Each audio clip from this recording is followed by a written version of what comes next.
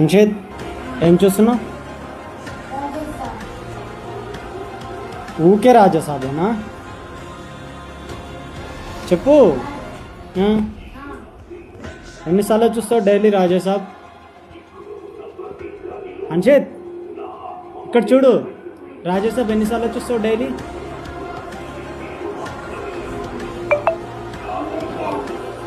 100 times